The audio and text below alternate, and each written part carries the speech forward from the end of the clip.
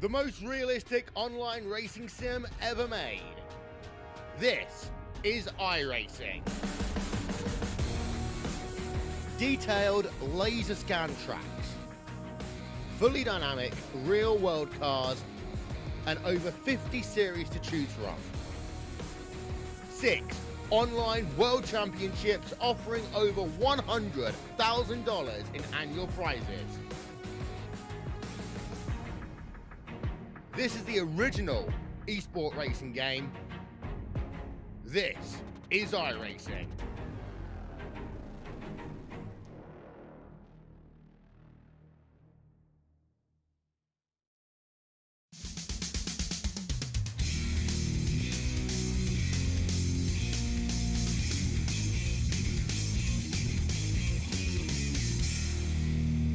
Well, hello, ladies and gentlemen, and welcome to the Turn 3 Racing Network, as tonight we are here at Talladega as OP Racing Premier Series brings you the Dega 250. Thank you very much for joining me tonight. My name is K.R. Stolfus, and in the booth with me is the illustrious T.J. Elliot.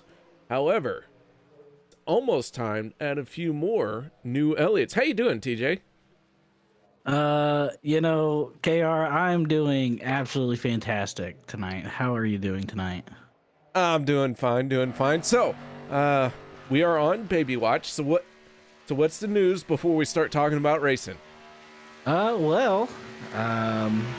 wife is currently up at the hospital being actively monitored. And she told me to go home and do my normal thing because she is getting bombarded with family going up and visiting her while she's up there. So I'm just living life, going to work, taking care of my dogs, and just here doing some broadcasting with you. Well, man, I appreciate you coming here tonight. But yeah, we're all excited for you and your new little ones, multiple plurals, twins. Yes, twins. There's 2.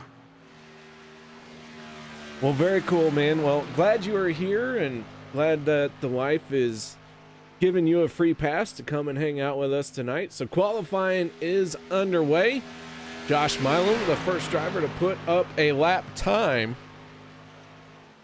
And he is on the board. Sebastian Marin, David Booth following suit. Currently riding along with the 95 of James Mayer. I believe he is on his first time lap, and the camera keeps jumping back and forth to what is considered the most exciting, and apparently BK Anderson is the most exciting car on track right now.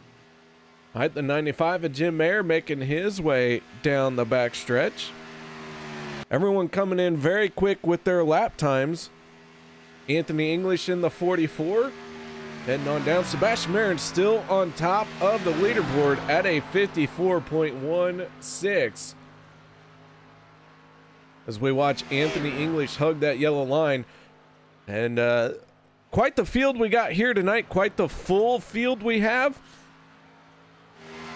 Should be a good night of racing. And 37 cars. It looks like almost everybody is going out for a qualifying run. The only driver who has not begun his qualifying start is Rick Seabrand. So I think everybody but Rick is going to try and qualify here tonight. I believe so. And here goes Dan Harrington staging up to start his timed lap. Never mind, he just popped back into the pits. All right, well, looks like he is done. All right, with all that being said, guys, we are going to step away for tonight's national anthem. No one go anywhere. We'll be back with tonight's starting lineup for the Dega 250. We take you down onto the track for our opening ceremonies. Ladies and gentlemen, please rise. Please remove your hats. Oh, say, can you see by the dawn's early light what so proudly we hailed at the twilight's last gleaming whose broad stripes and bright stars through the perilous fight o'er the ramparts we watched were so gallantly streaming, and the rockets' red glare, the bombs bursting in air, gave proof through the night that our flag was still there. Oh, say does that star-spangled banner yet wave o'er the land of the free and the home of the brave.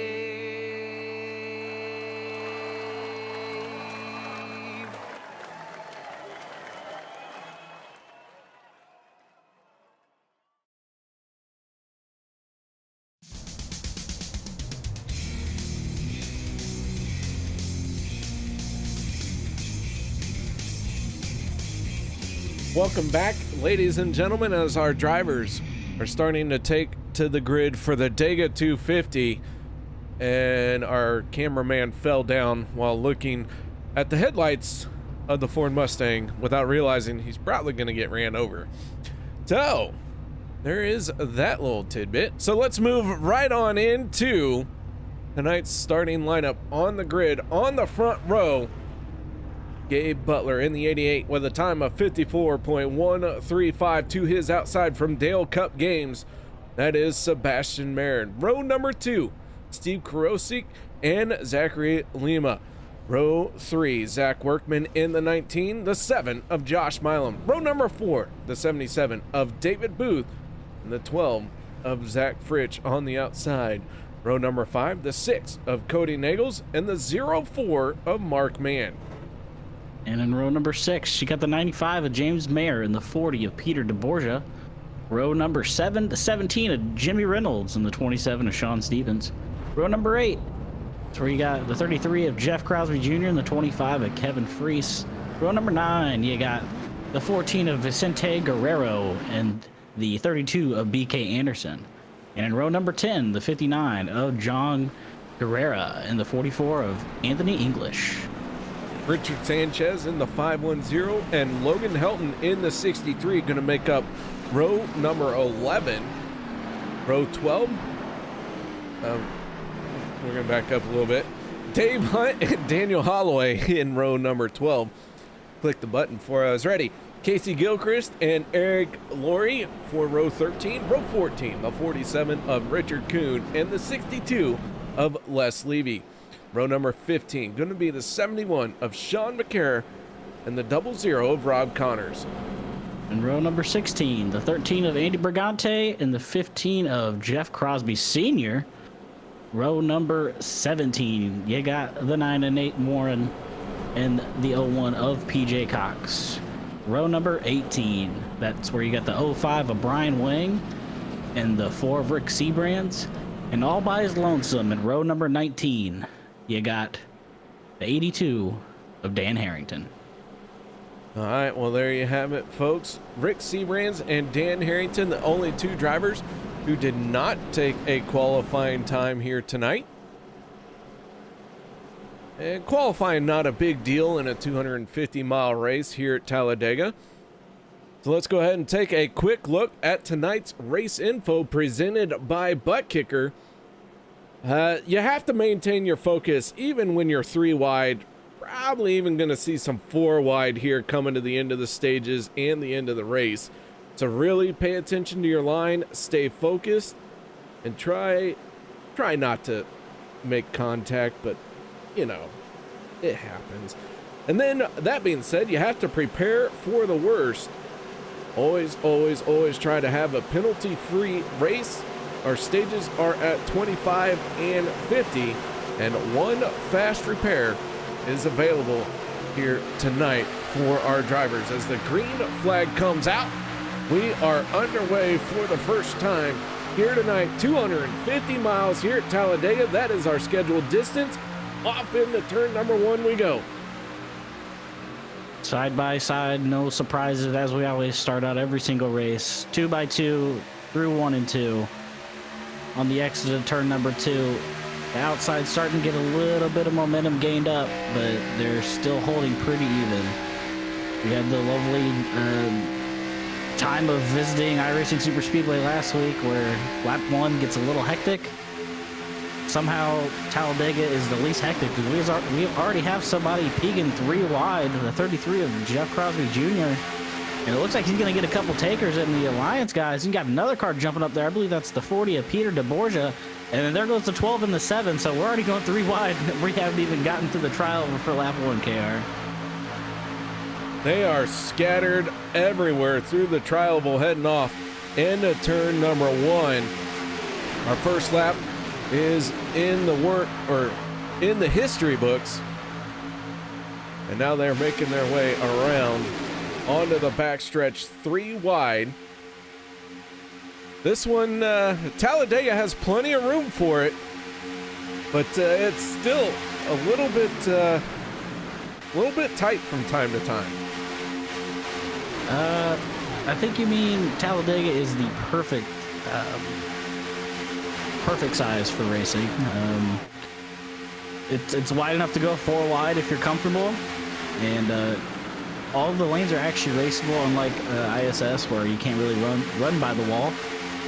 But we just saw Josh Milam go from, I can't even remember where he qualified to leading the bottom line on the inside. And we're still 3 wide, and that outside line with only 3 cars is holding pretty well, and they're actually gaining momentum on that high side. The 12 of Zach Fritsch making a good run to get side by side with the 23. Had one car scrape the wall. We stayed green, but one car did get into the wall a little bit. Not sure who that was, but didn't seem to affect the guys that are running up here 3 wide, 5 rows deep, coming to the completion of lap number 3. These guys just must be really hungry tonight, or just really excited to run at a track that they have a little bit of space to stretch their elbows out and really get at it. As the 23 Sebastian Marin is your current leader, being fought hard by the 7 Josh Milam. So Milam has the lead down on the bottom lane as they make their way onto the backstretch once again, already working lap number 4 of 94 laps, our scheduled distance. But keep in mind, we will use 2 attempts at a green-white checker if we need to try and wrap this one up. Hopefully, we don't set a NASCAR record of 212 laps at this speedway. Hopefully that will not be the case, KR. I don't think these guys, Sandy, will be able to hold that, as we got a new leader. It's the 1 of Zachary Lima.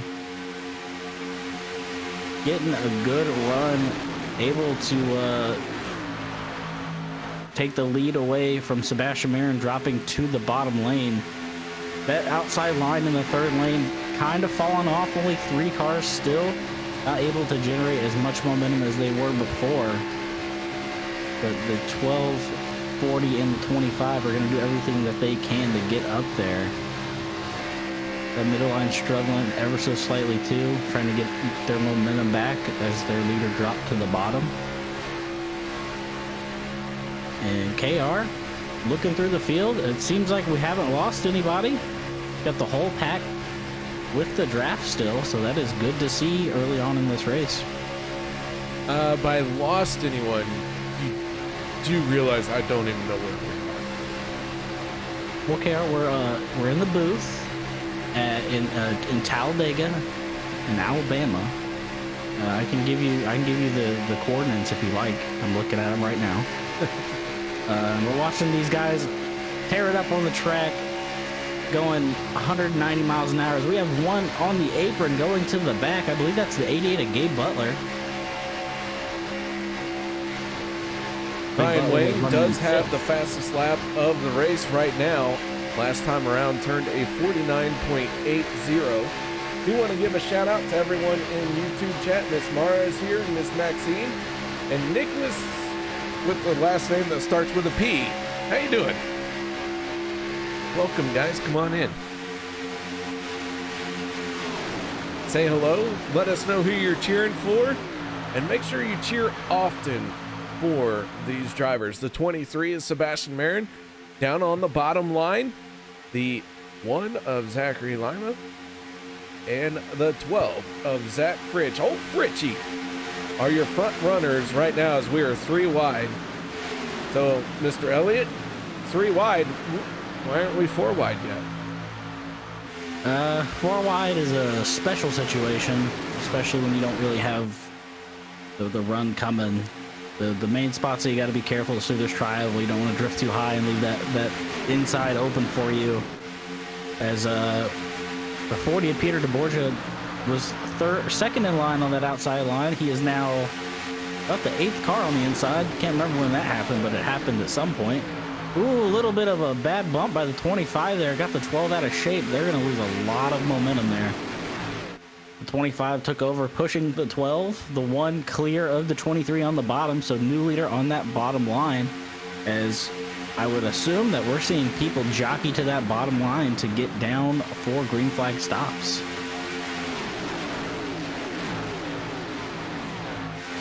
Well, those green flag pit stops are very, very important, especially when you have. Yep, there we go. On the pit road they come. Lot of. Oh, I saw somebody sliding through the grass. I think. A lot of tire smoke as they hit pit road that time. A lot of lockups there. Hopefully nobody got a speeding penalty. Here, DeBorgia, a little bit of an issue getting into the pits, getting to the back of the 6 of Cody Nagels. Gave him a right big old shove there. And they are out and away. 23 Sebastian Marin winning that race off of pit road, leading them. That gave the lead to the 33 of Jeff Crosby Jr., and I can only assume that we're going to see more people hit pit road this time by. And a couple more peel off the 33 from the race lead on the pit road. He is going to bring quite a few more cars with him. Still got the same amount of brake smoke, though. Same amount of brake smoke with a lot more cars, and everybody got there into their pit box or onto pit road fairly clean and safe. And now the 12 of Zach Fritch leading the race, still stuck on that outside line, not able to drop and get to the bottom. That's going to hurt them on the pit cycle. The 21 of Daniel Holloway being pushed by the 05 of Brian Wang on the bottom lane. And the 12 finally gets down to that bottom line. That leaves the 25 out in lane 3. As I hear race cars rumbling off of pit road in my right ear. And here goes that next group hitting pit road. On the pit road comes the 21 of Daniel Holloway. He has a pack of cars with him as well. And they get on the pit lane without too many issues. The 71 really got in there very good. We'll see if he got in a little too good. That can happen from time to time. Brian Wang and the 05 is our race leader. The 27 of Sean Stevens from Buckwild Racing in the middle lane. And then Kevin Freese trying to work that outside lane as he drops down in the middle. I expect to see this group on the pit road this time around. And speaking of somebody getting on pit lane too hot, I believe the 7 has a pass-through or a 40-second hold for speeding in the pits or something, because he is back in pit lane. He is going behind the wall. I was about to say, he just pulled it behind the wall, so yes, he did. Interesting call by the 05 and the 25 of these guys up here that have not pit yet. They're trying to hope maybe for a caution to get a little break or something. Yeah, I'm not sure what's going on here, but I'll tell you what, anytime you're following that 05, you got to think something suspicious is up. Yeah, you know, you're always thinking of He's probably trying to fleece you out of something. In this case, it might be some track position. You never know. As the 23 for the provisional lead, they're 3 wide out of turn 2. Logan Helton leading his teammate on the high side with 2 other cars behind him. And I believe this would be the leaders after pit cycle. More often than not, that is how it cycles through. The drivers who hit pit lane first tend to find a way to the front when it's all said and done. Richard Kuhn, Anthony English, David Overstreet, and Sean Stevens, your top 4. They have not hit pit road just yet. They are quite a bit ahead of the rest of the field, just over half a lap. But that is going to change very quickly when they hit pit road. Almost a big incident there. 14 got a little squirrely from a bump from the 6 of Cody Nagels.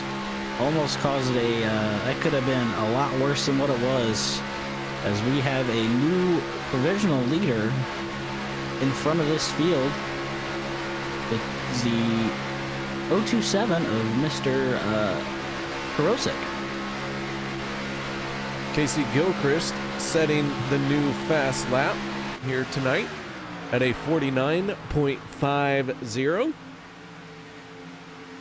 So a lot of drivers just turned their fastest lap of the race as well. So still got a few laps to go in the stage, but everyone seems to be starting to push really hard right now. By a few, I think you mean a little bit more than like 10, as I believe we're at 12 laps to go for this stage. And it looks like everybody who wants to be in this lead pack is basically up here, looking through the field. Not very many people. You got a group of 5 that are just in turns 1 and 2. It's the 00 of Rob Connors, the 13 of Andy Brigante, the 27 of Sean Stevens, the 47 of Richard Kuhn, the 46 of David O, and the 44 of Anthony English. Rob Connors is a lap down, so that is why he was popping up. But the field spread out, but still not spread out enough to where it's cause for concern. Actually, those people they still have not pit yet. I'm sorry. The 44 of Anthony English and them are a group of 5 still out on the track. And Rob Connors has made his pit stop. He is the first car 1 lap down. They kept it straight up in the lead, KR. That could have been another big one. That looked like hard racing. The 6 and the 1 getting together a little bit caused a massive check up in the middle lane, no doubt, while 3 wide. So that was probably a fun one to take. 7 of Josh Milam going 1 more lap down. Josh Medlock chiming in, wanting to know if I have cracked a cold one. And yes, I'm on my 2nd flavored water of the night. And I'm also on my 2nd pour of a very good whiskey, because it's OP, and that's how you have to get through it. I am kidding. I do enjoy being here. Don't get me wrong. The joke just kind of wrote itself. Liberty Fires is here.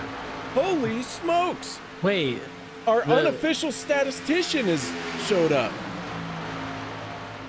Well, now we can just throw out some softballs for him to look up. Holy smokes, what's up, guys? Liberty is here. This broadcast just got 100 times better because of this guy. We're gonna make some sort of comment about something, and we're just gonna get a random factoid in the YouTube chat. But didn't I say that a couple weeks ago? Is like, where's Liberty Fires when you need them? You know, right? I can't remember what it was. Where's the guy that knows everything when you need him? I think it was when Logan. I think it was Logan's race last time we were here at 08 or whatever it was, when he got all 3 and won the race. We needed somebody to do that, as We are 3 wide still, up for what is technically P4. Oh, P3, sorry. Because the 44 of Anthony English and the 46 of David O, who are now hitting pit road, are in the lead, and they're getting it woed up to 55 or 60. I can't remember how fast. I think it's 55 here. And that would give the lead to, well, there you go, none other than the 63, as long as he remains in the position that he is in when we cross the start-finish line. Ooh, he goes for the block. And he's going to get swallowed up by 2 more cars. He pays for that block.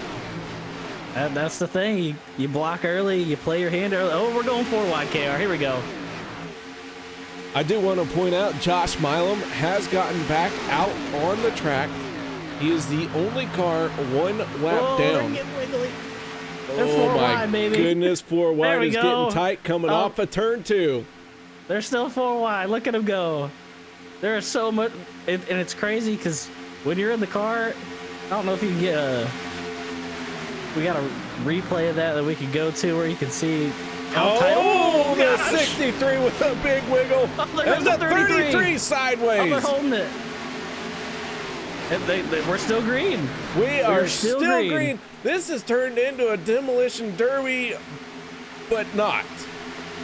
This is a demolition derby, but without demolition. It's just a derby, or a race. But yeah, when you're 3 wide, especially around here, you have a lot of room. That's a lot of room. But when you're 4 wide and you're in the car, you have a car right on your door. You can't really see. We're going to be 3 wide once again. The field a little bit broken up. Not by much, though. Yeah, they have gotten spread out a little bit here with everything that happened.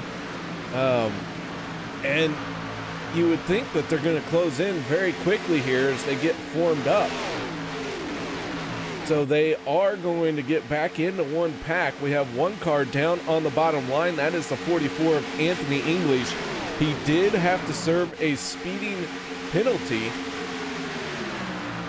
So he is the first car 1 lap down. He will battle with Josh Milam.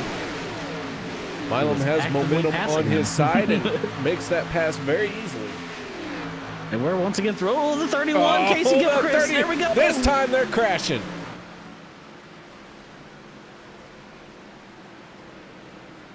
The luck could only go on for so long, KR.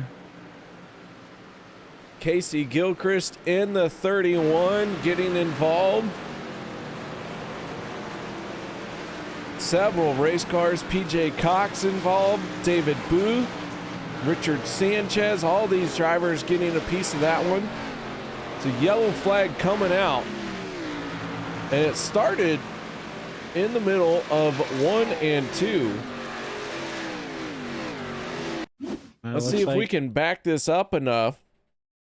It looks figure like out Casey what just happened. got a little too high. Maybe overcorrected and got the car ever so slightly loose. And that upset the car enough to where it went around completely. And I believe that will be stage. It's pretty close. Let's go on board with PJ Cox.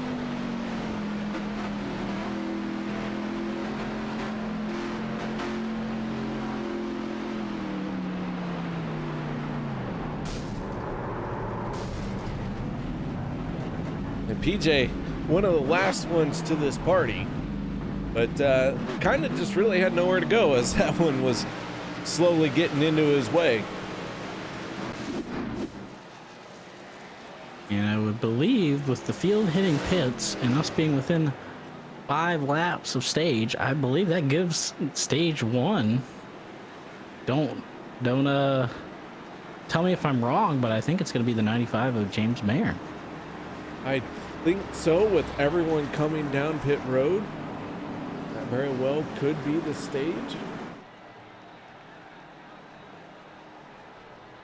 And so stage 1 ending.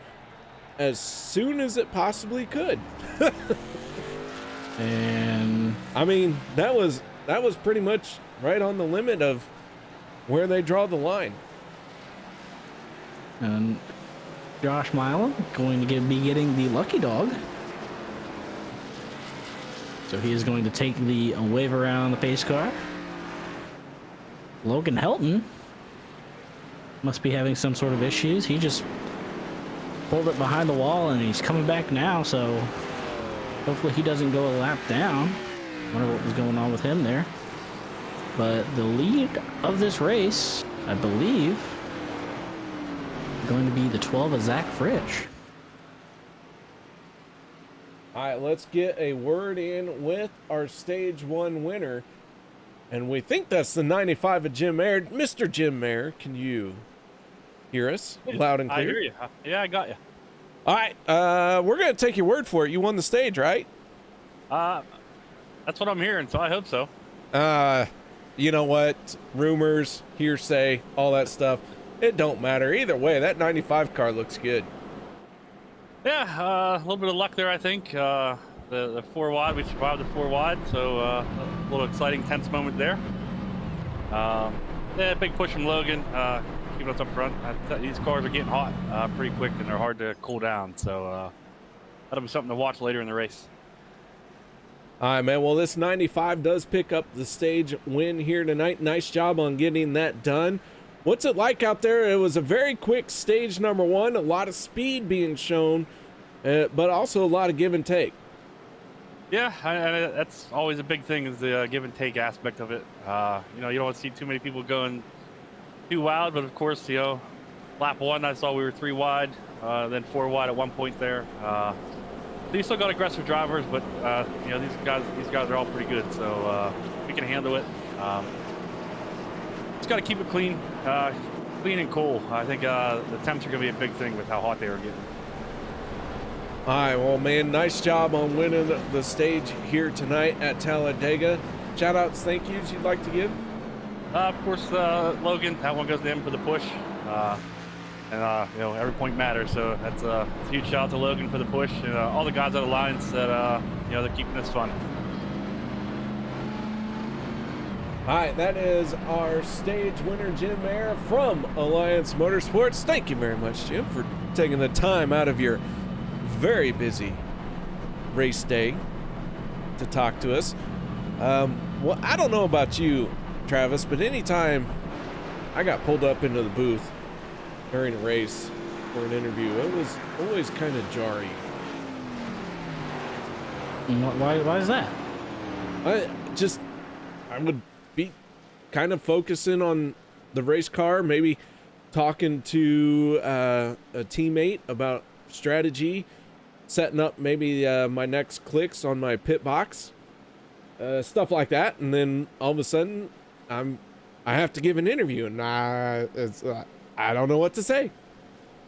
I mean, it's not too bad, especially if you're expecting it, kind of. I mean, it's always funny when you kind of get some of those famous clips where you pull somebody up into the booth and they're in the middle of saying something and they say something that is funny but not quite stream appropriate. But yeah, I mean, you're kind of expecting it, especially if you're winning the stage. So I'm sure the 95 was all fine and dandy getting talked to, especially when you got 10 bonus points for winning that stage. Man, I gotta give some bonus points to the Liberty Fires. He has done his homework, and he was thinking the same thing. Oh, baby. I was. Here we go. Logan Helton he is going for the three-peat. No driver in the history of OP on Monday nights has won 3 races in a row. Logan Helton, however, has been the driver who has gone back-to-back with race wins the most. Can he get it done here tonight? We have seen some speed out of the 63, but right now it's Zach Fritsch and Steve Karosik on the front row. Here we go. Green flag is up in the air. Slamming that foot down on that loud pedal, the 14 of Vicente Guerrero on the back of Steven Karosik. as they go into turn number 1. I'm wondering how early we're going to see people jump 3 wide. We heard the 95 talking about how lap 1 we went 3 wide. Well, I mean, so what, does that mean lap 25 we're going to go 3 wide too? Because I hope Why so. not? And looking through the field, I'm trying to see if we're going to get any takers. Nobody quite. Oh, I lied. There goes the 63. So Logan Helton Helton jumping up to the 3rd lane. He has some help with the 59. Now he's going to slide down below the 59 of John Guerrero. So Logan Helton in the 63, trying to work his way forward. We'll see if he can get that first 3 wins in a row. Got quite a bit of racing left to do here still. Only one car not on the lead lap. That is the 44 of Anthony English. Josh Milam did get back on the lead lap, and he is making a very quick work of the field as he tries to get back into this thing. On the outside line, Steve Karosik. Clear the bottom, drops. Ooh, the 33, big wiggle. These cars look like they're loosey-goosey out there on the track. Not a super high track temp, only 93 degrees. I say only. Still pretty warm as we got those 2 cars still sitting ways back. The 63 of Logan Helton trying to make something happen to get back up to the front. I'm sure with that 63 leading the line and them getting a little bit of momentum, they're probably going to have somebody jump up there with them at some point. Big wiggle from the 46 in the middle of the pack. Yeah, these cars look like they are kind of a handful tonight. From time to time, we have seen them step out just a little bit, but for the most part here at Talladega, you don't see that a whole lot unless someone is unkindly giving you a shove. Can't remember when it was, what track it was when we were speaking to the 63, and he was telling us the cars are a little bit of a handful to drive. They're breaking loose ever so slightly. I think that was regular Daytona, I think. I wonder if that's translating here as big wiggle once again. The 46 and the 71 doing their best to keep it in line. Yeah, these things look like they're a little scary to drive right now, especially if you're in that middle pack. You got a car to your outside and your car breaks loose, that will be no good. The 14 of Vicente Guerrero out in the front. The 33 of Jeff Crosby Jr. right behind him. We want to take a moment here and let's go ahead and look at our points as they came into tonight's race. As mentioned before, Logan Helton, 2 wins to his credit. He has won the last 2 races. Can he make it 3 in a row?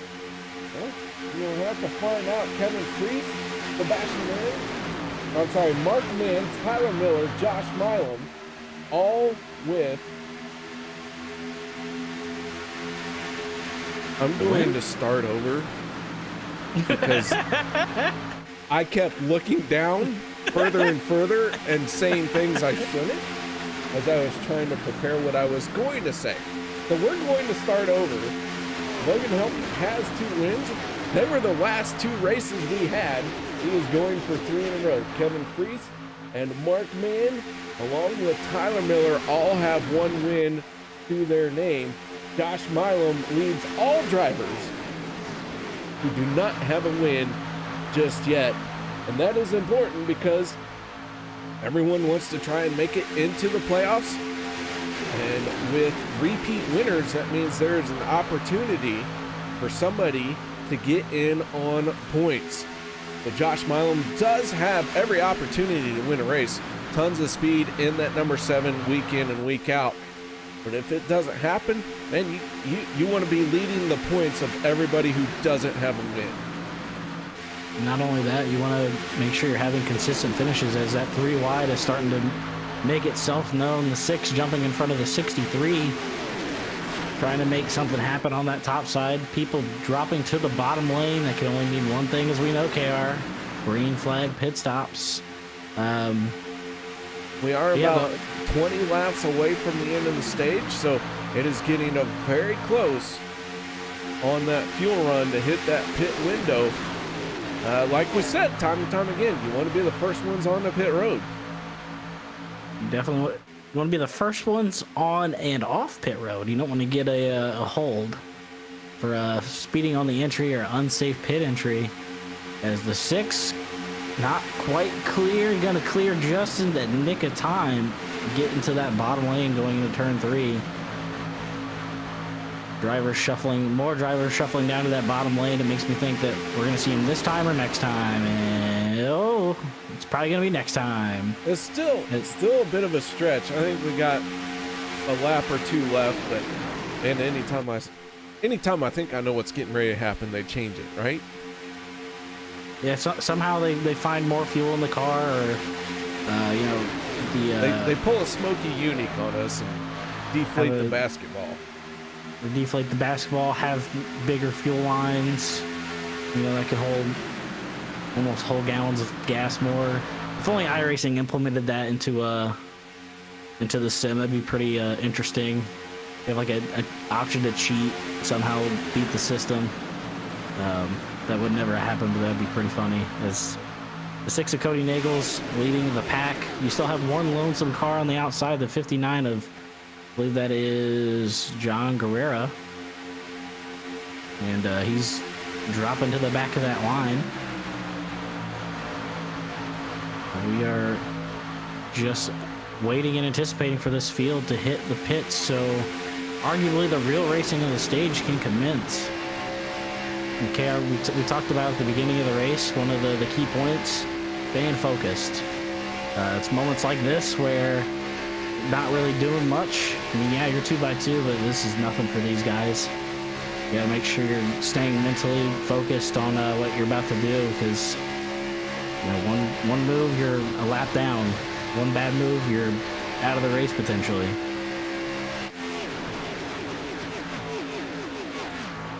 Field flashing by. Here come a few of them on the pit road. The 6 locks the brakes up, smacks the inside wall. That's going to leave a mark. Ouch.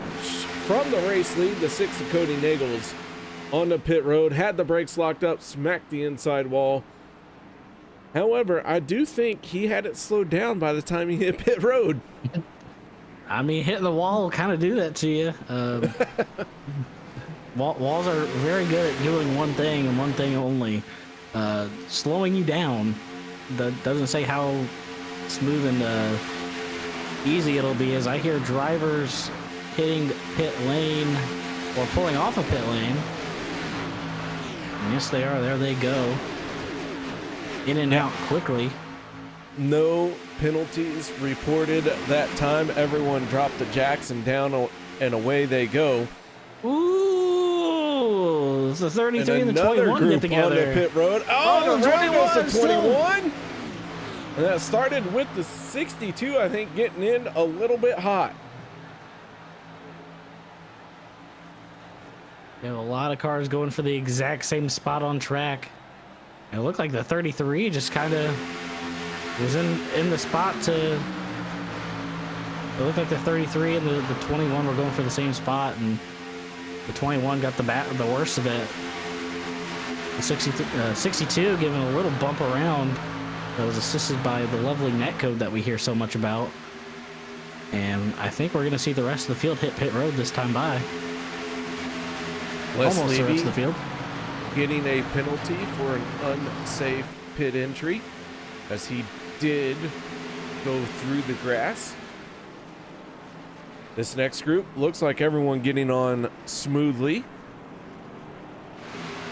That will give the race lead to the 46 of David Overstreet. Richard Kuhn in the 47, the 17 of Jimmy Reynolds, Sean Stevens, and Jeff Crosby Sr. They're the 5 cars who have stayed out, who have not hit pit road. Got a couple more cars hitting pit road. I believe that was the 510, the 31, and another driver who I'm not too sure it was. It didn't get a good look at their car. I believe it was a monster car, ironically. The 0-1 of PJ Cox on pit road right now. Jack is dropped and away he goes.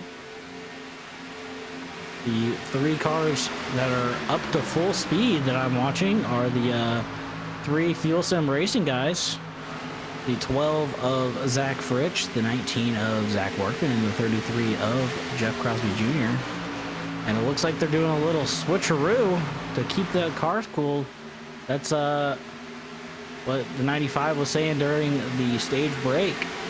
You know, where you gotta keep the cars cool, and they're doing that as we are single file behind them. And as soon as I say that, the 63 of Logan Helton trying to make that not the case, going to the outside of the 95 and the 14. And yeah, I believe this will be your leaders as the 15 and the 17 hitting pit lane. Coming in this time by. Still got a couple cars out there that's going to give the lead to the 27 of Sean Stevens. So only 3 cars still out on track, but not pit. And we got a race for the provisional lead coming out of turn number 4 right now. Riding on board with the 62 of Les Levy. He is the first car 1 lap down. And he did get that because of serving a 40-second penalty. Goodness gracious, the 33 Blues engine. Jeff Crosby Jr. down on the inside line, up in smoke as the 77 of David Booth turns the fastest lap of the race at a 49.39. I think business is picking up out there because we had 8 other drivers just turn their fastest lap of the race. That blown engine could have been so much more worse for the 33 there. Blew his engine, pulled off, and look who's exiting pit lane. Oh, that's my dad. So we almost had a Crosby Bowl into turn 1, but thankfully just barely missed senior there. But that's the hot engines coming into play as we're coming up on a lap car. I believe that's the 510 of Richard Sanchez. And they were 3 wide for a second. They're going to have to tuck back in behind one another.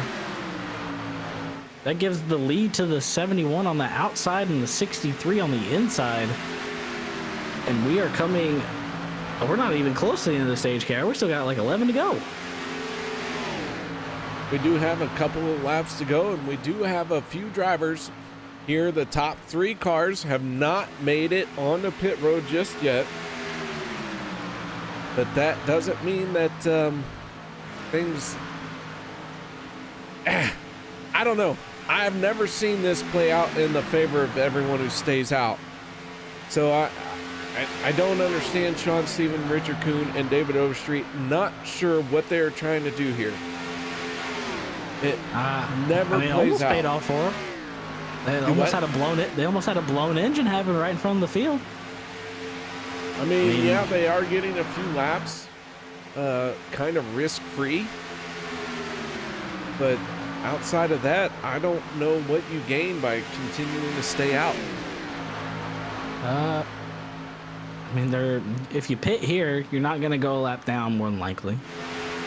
If you do, or it's not going to be that close to where there'll be a cause for concern. The field, what is the quote-unquote lead pack, is just now about to hit the start-finish, and they're going into turn 3, so the likelihood of them getting lapped, not that high, because I believe we're going to see that group of 3 or 4 hit pit lane this time by, and there they go, hitting pit road. Not quite panning out the way that they wanted to, but gotta roll the dice sometimes.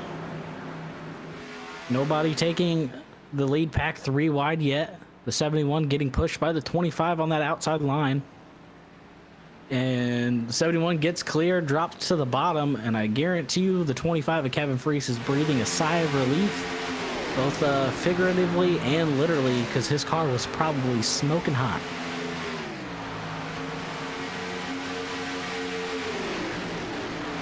All right, after all of that is said and done and cycled through, We now have 31 cars on the lead lap. Les Levy in the 62 is the first car one lap down, and he got that lap down by serving a 40-second penalty on pit road. Anthony English still trying to dig out of his speeding penalty, who is tucked in right behind the 62 of Les Levy. Richard Sanchez, PJ Cox, Casey Gilchrist, Jeff Crosby Jr., and John Guerrera all not on the lead lap as well. But everybody still out there running, as Steve Karosik and the 027 has an issue. Not sure what happened to him, but he was scraping the wall down the front stretch. I believe that's because he was being passed 3 wide on the inside. In other words, he was 4 wide. Went to the wall. They were 3 wide.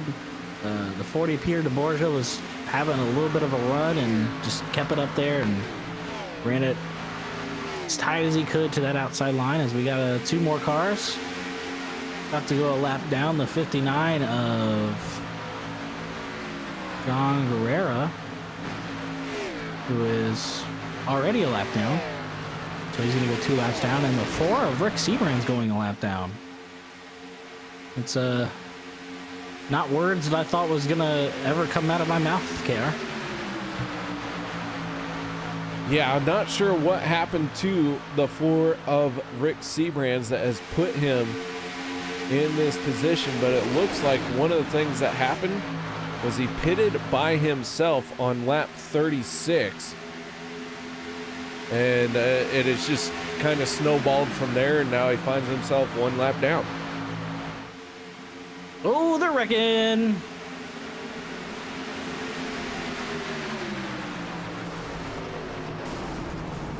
And Rick Seabrand's was the first car 1 lap down when that wreck happened, and he got caught up in it. So yellow flag coming out, and I think we are just shy of calling this one a stage, as the 63 of Logan Helton out in front of the field. Let's go ahead and see if we can figure out what happened to the field in this one. Looked like a checkup on the inside or the middle lane, and 63 of Les Levy going up and giving Gabe Butler the business on the outside line, and just it all snowballed from there. And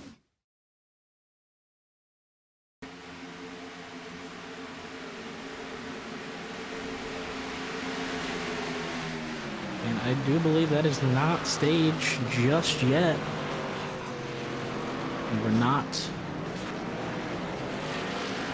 within 5 laps of stage end. We were a little bit outside just by a lap. Still don't matter. We're still gonna have a green-white checker for stage, presumably.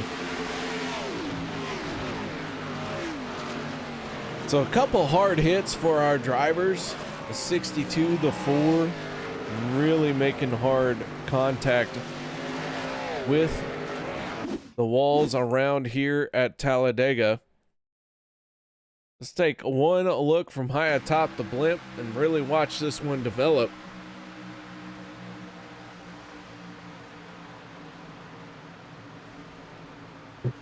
And man, that was kind of a weird one for the 62 of Les Levy. Yeah, I'm not sure what I saw on that one right there, but I think every once in a while you just gotta realize it's still a simulator. Yeah, iRacing, gonna iRacing is the best way you can put it. The initial contact between the 14 and I don't remember who it was that kind of caused that checkup there. Definitely put everything out of order, and it was just kind of downhill from there. But with the field staying out, a couple people hitting pit road to stay out for stage, but we're gonna have a lovely little shootout for a stage end here.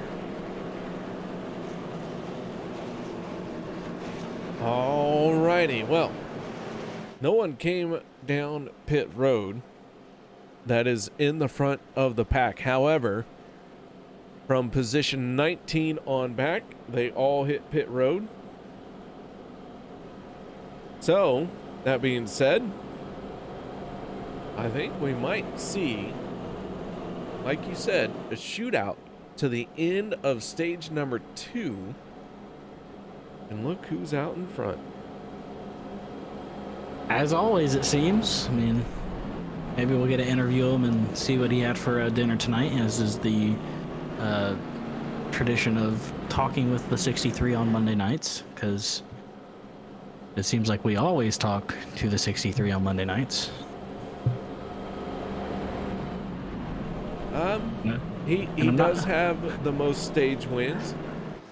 I'm also not this worried season. about giving him the broadcaster curse either, because He has the most stage wins this season, and he has the most race wins this season. So yeah, we have talked to the 63 quite a bit. and I think he's immune to the broadcaster's curse. Cause No. we talk about the 63 a lot. We do, but we don't ever pick him to win the race. I mean, That's where the broadcaster curse comes from. The moment you start talking about somebody winning is the moment it goes bad. I mean, there's only one way to test it. Well, no. Just no. Just no. No, All right, no. We got a project for Old Liberty Fires. Any driver who's got talked about for a pick if they actually won the race. You only I don't have even about, think Liberty Fires wants to take on that status. you only have I don't know, what was it 10 season of Mondays? So 10 what is that? seasons of Mondays. Almost 4 years of Mondays running. You got delisted broadcasts that you can't even watch. But that's the project. Not really though. That would be absolutely outrageous to try to take over. But we're going to be going green this time by with the 63 of Logan Helton leading the race, trying to get another stage win added to his docket for this season. The 12 of Zach Fritsch out on his outside, trying to get, I believe, his first stage win of this season. With the 25 of Kevin Freese on the inside line. The 19 is Zach Workman on the outside. So you got one driver with a teammate, one with somebody who is an excellent pusher. We're going to see how this pans out over these next 3 laps. It's not a green-white checkered. Either way, lights are out on the pace car, whether it's a green-white checkered or not. Logan Helton, Zach Fritsch on the front row, then Kevin Freese and Zach Workman for row number 2. Pace car down and away as we get ready to fire them off once again. It is going to be a bit of a shootout here to the end of stage number 2. Green flag is out, and here we go. The 12 got caught sleeping on the outside, it seemed. The 63 almost clear as before the start finish line. And he does get clear outside of Zach Fritsch on that outside line, so he could jump up there and take that line away and really hamper that out. So is the 25. The 25 cleared that outside line. If they're not careful, they're going to get 3 men clear to the outside. 25 maybe peeking up there. He's going to keep it tucked up behind the 63. As that inside line doesn't have a lot of help. The 14 of Vicente Guerrero trying to make his way to the back bumper of the 95. But that outside line has the car numbers advantage. And in turn, that outside line should be the quick one. As we are going to be exiting turn number 4 for the completion of lap 48. 2 more laps before the end of the stage, and they're 3 wide in that second pack, KR. They are battling hard for every position, every point. Working lap 49 of 94. Next time around will be the air quotes, white flag for the stage. And right now, Logan Helton in the 63 is trying to hold off Zach Fritsch and Kevin Freese. At 12, has some momentum down the back stretch. The 19 of Zach Workman really pushing hard on that bumper. And Watching the 40 right now. yeah, someone's going to make a move here because the 98 Warren. this front lane is kind of blocking it out for the moment as they come around one more time here in stage number 2. Josh Milam in the 7 jumps up to the outside. 5 drivers just turned their fastest lap of the race, so they are doing all they can to try and get after it. Zach Fritsch has his nose ahead just a little bit. Will Zach Workman try and get a run? Here comes a 05 of Brian Wang. He's making a move to the outside. Fritchie still has that nose in clean air out in front, but Logan Helton down on the bottom lane works that to his advantage as he pulls ahead just a little bit. Here they come off of turn number 4 to end stage number 2. And the 63 really has pulled ahead quite a bit, and it will go unchallenged for the 63 of Logan Helton. That was a absolutely bit of fun there for the end of stage number 2. Maybe a precursor for the end of the race, possibly. Talladega always gives great finishes, stages or not. Well, Logan Helton has won his 4th stage this season. Kevin Freese and Jim Mayer are the only other drivers that have multiple stage wins, and they are at 2. The 63 putting on a dominating performance this season, picking up where he left off last season as far as wins in stages and races go. And as the field catches up to the pace car, Travis, we have done 50 laps here, 2 stages done and over with. Final stage coming up. What have you seen so far that stands out to you? Obviously the loose car issue of guys getting the cars breaking loose and the guys overcorrecting, causing checkups. That third lane, you can't really do it with 3 cars. You need at least 4, it seems. And you definitely have to make that run count when you go to make it. You can't really check up. If somebody jumps up there and you have space, you have to be committed to making a pass that would possibly make everybody uncomfortable, meaning going 4 wide, especially on the last couple laps. That's kind of what I've been noticing out there tonight for these guys as a kind of a note.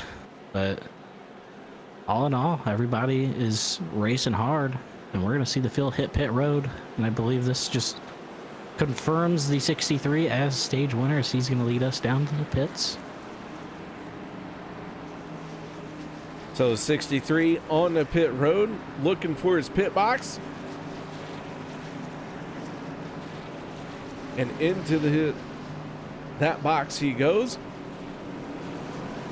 Oh, I gotta tell you, these guys been putting on a heck of a show here tonight.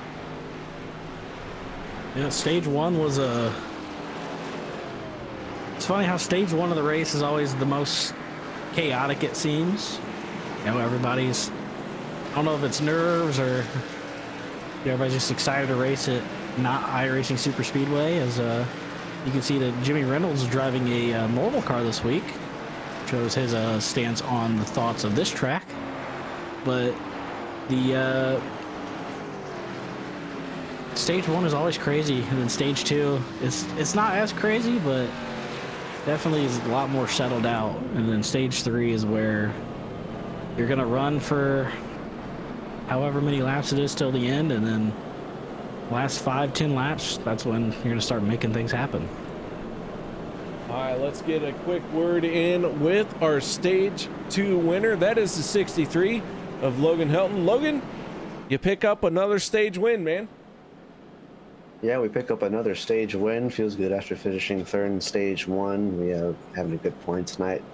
I think Josh hasn't gotten any points so far, so just main concern is pulling that gap further away from him. We've got 18 points, 19 points from leading the lap. I don't know if I've led the most laps, but if I've led the most laps, that's 20 more bonus points on the gap there. So just keeping that in mind, and we'll see if we can go get another win here, and can pretty much try our best just to secure this regular season championship as quick as possible.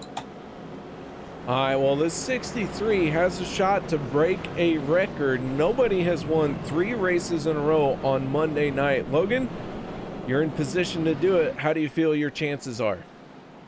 I feel like, I don't know, until we get going here, I'm not quite sure how to balance it, because I'm a pit here and I'm a top off, because it's looking like maybe a fuel strategy race at the end. So I'm going to try and see what I can do with this fuel here and make it last. But I don't know. I'll if you just randomly interview me on lap 73, I'll let you know how I'm feeling.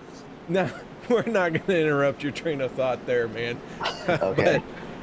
But hey, nice job on winning the stage. Any shout outs, thank yous you'd like to give on this 4th stage win of the season? Before I give a thanks, can I ask how many other stage wins people have? I have 4. What's the second place person? Kevin Freese has 2, and then Jim Mayer with his stage 1 win also has 2, and Nice. then everyone else has 1. That's pretty cool. Well, anyways, thanks to you guys for putting on the broadcast. I'd like to thank my friends and family for watching. Justin Round for this amazing paint scheme. Debbie and Roasted Jim's Coffee for partnering for me this year. And of course, my team Nexus Esports and my team at OP, Alliance Motorsports. All right, there you have it from our stage 2 winner, the 63 of Logan Helton. 4 stage wins to that 63. He's leading the pack by he's got more than double anyone else. More than double, and also No, he has double. Sorry. he also has double the amount of wins compared to everybody else. No. All right, Tyler Miller wants to know who Liberty Fires is. Liberty Fires is our unofficial statistician, and he came over to the YouTube chats because he watches Peter DeVorge's stream. And Peter sent him over here, and for the most part, he hangs out with Peter.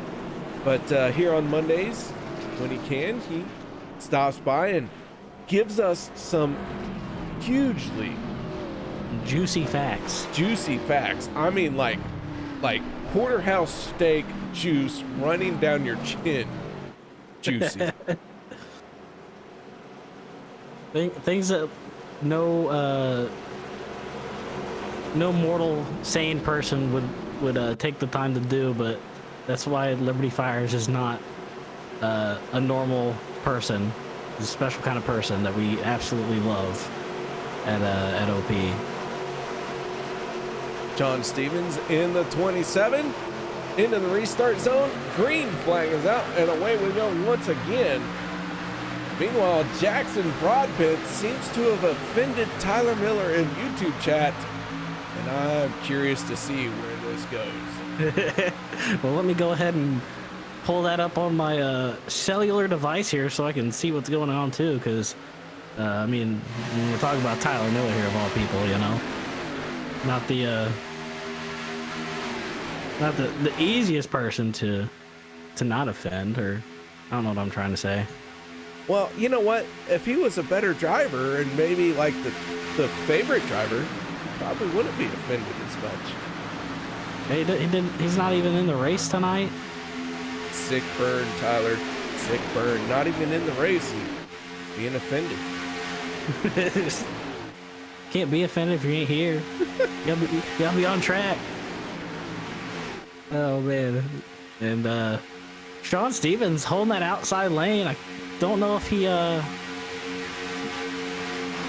obviously he got that on the pits. I'm not sure if he pitted or not, but that outside line not doing too hot. The 47 of Richard Kuhn falling back.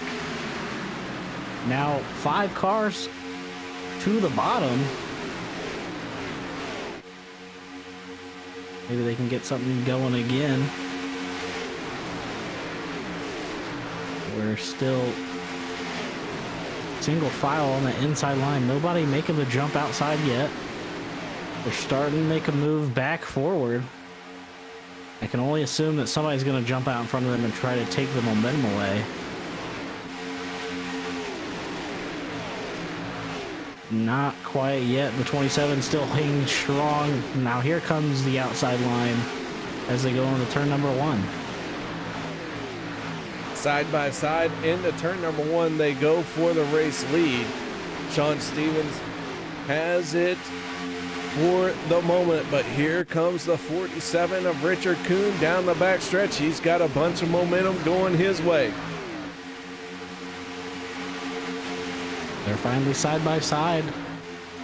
Who's going to make that jump to the outside line? Just maybe. Looking at a few cars that like to get a little bit of itch on the right hand to pull the wheel to the right. I'm looking at the 21, the 32, the 7, all drivers who love to run that outside line. Nobody making the jump just yet. I think this just shows how much patience these guys have for this last stage of the race. Might be a 2-stop race from here, KR. We heard Logan Helton saying that it's going to be a fuel strategy race.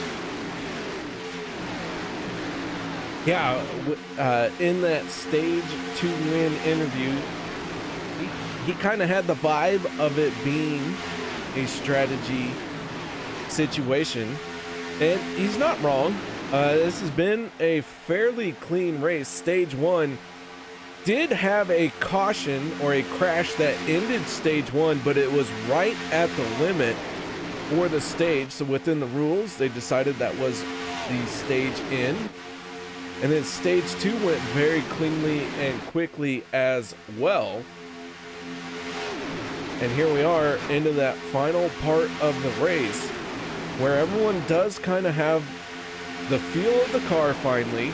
They've all settled into that seat a little bit, and now they know they need to try and log some laps to get to the end of the race. So very possibly could be a fuel strategy race right now, and all we can do is sit back and watch as these guys laying down some fast laps. Yeah, this is where you want to maintain that mental focus when you're just logging laps, trying to get to your pit window. Because you know there's not much else that you can do besides ride, try to lead a couple laps maybe if you're up towards this front like the 27 and the 47. But you got a couple guys going 3 wide. The 40 of Peter DeBorgia started this run. He had the 027 of Steven Karosik jumping up there with him, and I believe the 9 of Nathan Warren also making a jump to that outside line. And they seem to be rolling pretty well. Man, that outside line is getting rowdy. Crosby Sr. jumped up there. Josh Milam jumped up there. They're trying to get that third lane going. Up to 5 cars now up in that outside line. We'll see if this benefits any one of them. We've seen people do it with 3, not have good luck. We'll see if they can do it with 4. As you have one person bail out there, I believe, on that at the very back. That was the 31 of Casey Gilchrist. Not having much luck. I mean, Steve Karosik is in front of Peter DeBorgia in the third lane. Yeah, he is. The person that dropped off was the 31. It was Casey Gilchrist that jumped. He was off the very back of it.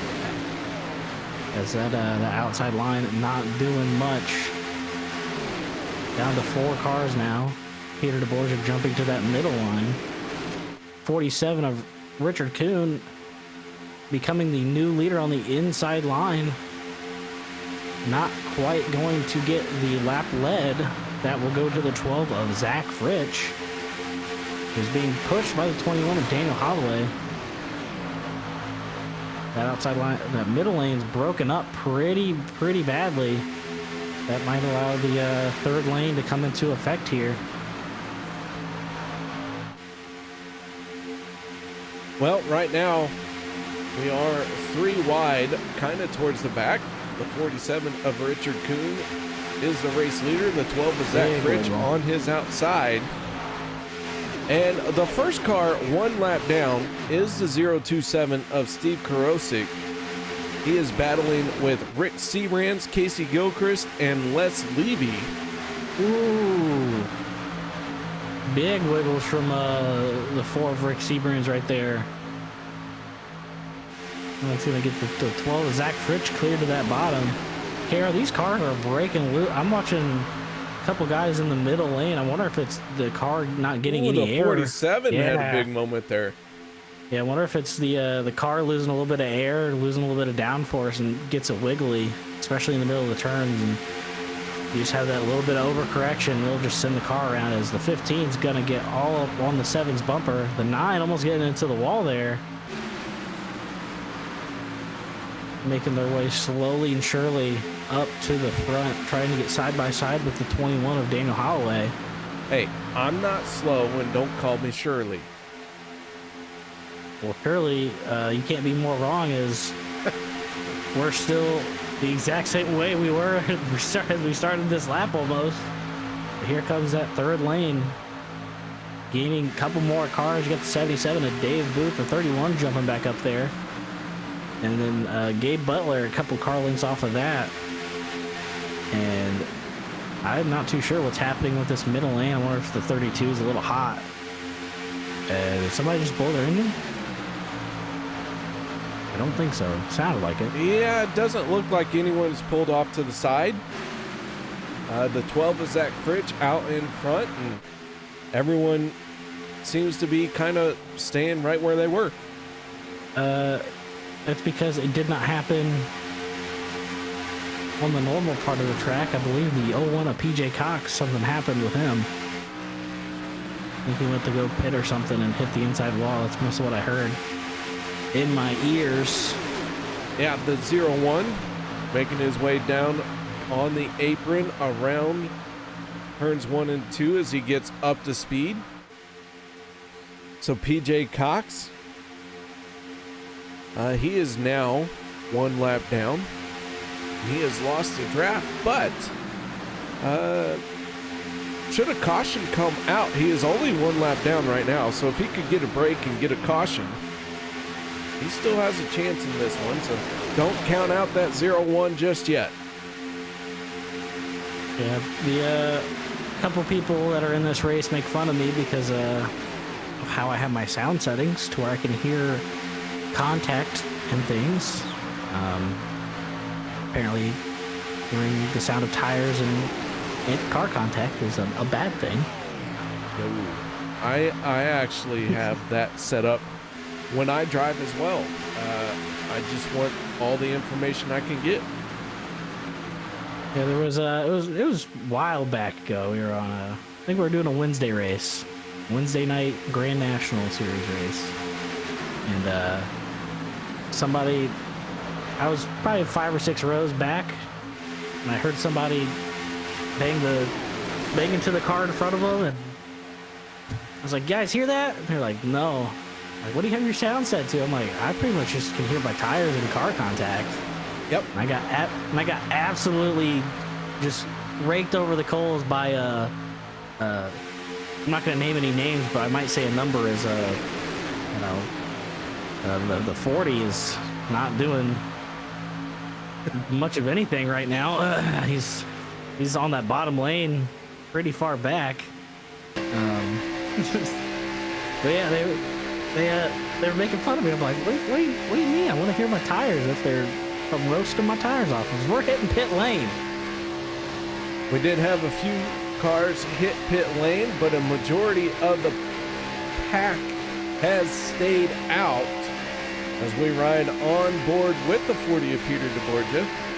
and this group does stay out for another round. We are working lap 67 of 94. Last time these guys were on pit road was lap 52. So if you get your calculators out and do some quick math, we're going to have 2 stops in this race to make it to the end. And then you carry the 4, subtract the I, and I'm completely lost, but sooner or later they're going to have to make 2 pit stops. I'm just confused where you got letters in math. It's algebra. Well, I just don't understand. As I stands KR. for imaginary numbers. You ever done a negative square root? You get an imaginary number. Yeah, I have not been to school in quite a while. That pauses me counting on my hand. Just Well, for I your took my information. shoes off for that one. Oh, okay. So you're not quite bad off as you. That's good. I could do numbers up to 20 since I took my shoes off. Huh. I thought you were gonna say 21 or something. Well, I can count up to 21 with my hands and toes. no, I didn't. I don't have 6 digits on any of my limbs. But yeah, the pit cycle. I think we're getting about 18 laps to tank, probably. That's probably being very generous. Might be 17, 18. Because you said we went back green on what lap was it? Or last time? Last time they were on pit road was lap 52. We're on lap 69 right now. We have 25 laps to go. So they're going to have to hit pit road before we get into that final pit stop window. And it's about a 5 to 7 lap overlap that we're going to see right here. Yeah, you'll probably see him hit pit lane this time by and then go out for about 5-6 laps and dip back into the pits, trying to make as much time as possible. The person that is leading the pack is not the leader. That would be Steven Karosik, who is stuck in his mom's basement based off of the paint scheme. Well, all I see is Snap-on, but I'm sure. Right. Well, if you ever bought Snap-on tools, you would know they're expensive. Oh, okay. Well, now we know that the 027's rolling in the cash. He's rolling in the cash or lives in his mom's basement. There's no in between. No in between. But he is running for his life to stay on the lead lap from the 23, who is just hanging out behind him, saving a little bit of fuel, letting that 027 just punch a hole into the air. The air. Just hanging out, having a good old time. Yeah, Sebastian Marin has the opportunity to save some fuel here, and I don't know if saving fuel in this situation is going to be super important, but I will say, oh, there they all come. Yeah, they're all on the pit road, but anytime you can save fuel, up. that is always important. So never underestimate any attempt to save fuel. I mean, look, he was probably hoping that, save a little bit of fuel here, fill it up. Maybe that last pit stop is going to be a little bit quicker than everybody else to get out in front of the field. As one driver, all on his lonesome, the 63 of Logan Helton, has yet to pit, and that's going to put him at a slight disadvantage, one would say, of pitting by himself. Yeah, that's And- not going to bode well. He can't make it to that fuel window. especially by himself. And He's so gonna he hit is pit going to lane hit this pit time. road this time. The only thing I think he is planning on, as he really locked it up right there, I think he is anticipating a couple cautions, but once you make your final pit stop, you're done. It doesn't matter what happens in the race, cautions or not. So I don't know. I'm not digging that move by Logan Helton. Maybe it was unplanned, possibly, as I'm not sure. I believe it's the 17 of Jimmy Reynolds hitting pit lane. Maybe if I can find him on my scoring and timing, and yes, that was Jimmy Reynolds hitting pit road. Logan Helton getting passed up by basically everyone, as the 23 Sebastian Marin is going to take over the race lead. And here comes, from a little bit ways back, the 7 and 12 making a run on that outside line. They're side by side with the 95. Stage 1 winner James Mayer. And KR,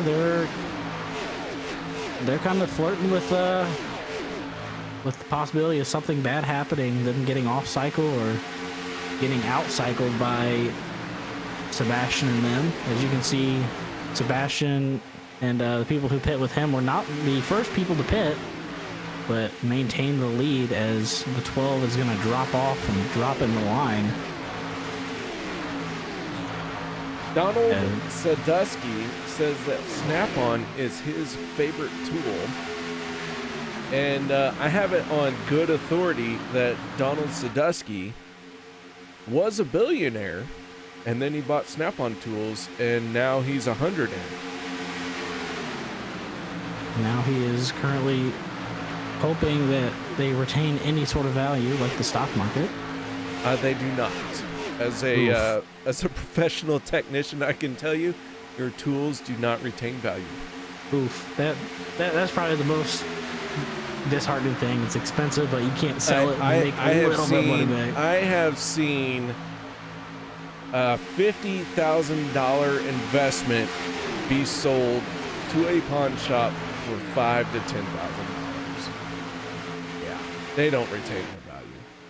Oof, as the kids say. Oof is right, and I am in that industry, and it makes me mad.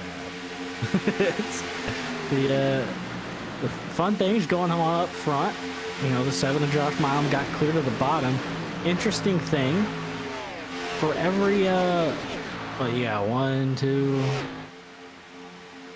So the 4 of Rick Seabrands, the 027 of Steven Karosik, not on the lead lap. They're actually battling for first car 1 lap down. So the race within the race. The race within the race is always a good one to have. And we are getting close to that next pit window, as the 21 of Daniel Holloway is dropping off the back bumper of the 19 of Zach Workman. And KR, we know what that means. Yeah, he's looking for a hole down on the inside line. And he finds one right in front of his teammate, James Mayer. Donald Sadusky has 12 Snap-on boxes that are all filled. Picks or it didn't happen. Hit up Turn 3 Racing Network to talk to me later, because I don't believe you with 12 Snap-on boxes that are filled, unless they are the handheld carry-on to an airplane boxes. Nobody has that much money in the world, not even Jeff Bezos. Oh, check up on the outside line. These guys are getting a little frisky, as the 17 of Jimmy Reynolds pulled the car behind the wall for the night. That is the 17 out of this race. These guys are getting tight on that middle. Steve Karosik on the door of Rick Seabrands. And then, I mean, they're racing hard for that that lucky dog. Yeah, they are And- getting after it, man. And Kurosek getting the one up because he is leading that outside line while Rick is stuck behind Sebastian on that bottom lane. And there And they now go. the 4 has the nose ahead. And he is going to get swallowed up by that line. I think before this night's over, Kara, we have to interview Gabe Butler supposedly. Well, I said picks where it didn't happen, so we'll see. Oh, and there we go. Oh, A couple here we cars go. hitting pit lane. Big group of drivers on the pit road. Oh, a lot of lockup central. I believe somebody got onto That the was inside Sean wall. McCara was completely out of shape, but see he if we gathered can- it back in. And so now the field is really spread out. Sebastian Marin is your race leader, but both the 027 and the 4 are out in front of him. Both these guys want to see a caution right now.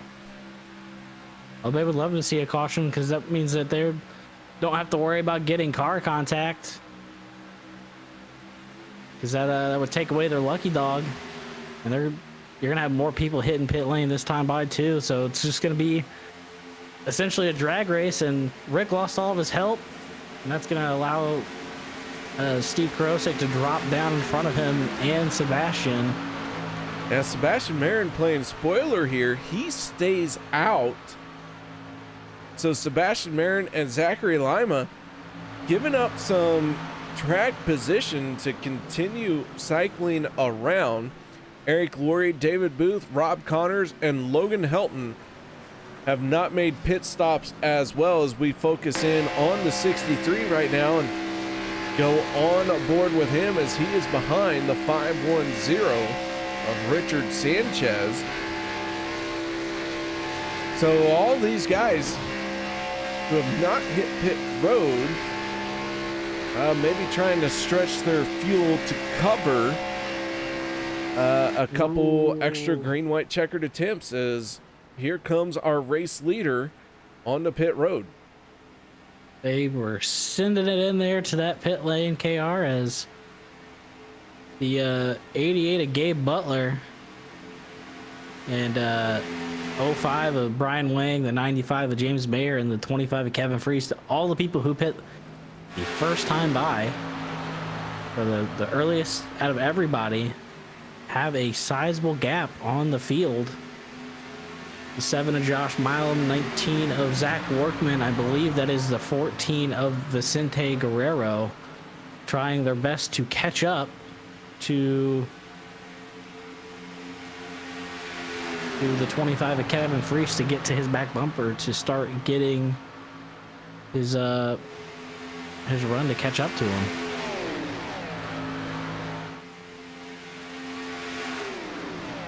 So Eric Laurie in the 071, David Booth, Rob Connors, Logan Helton, all have not made a pit stop just yet in this front group.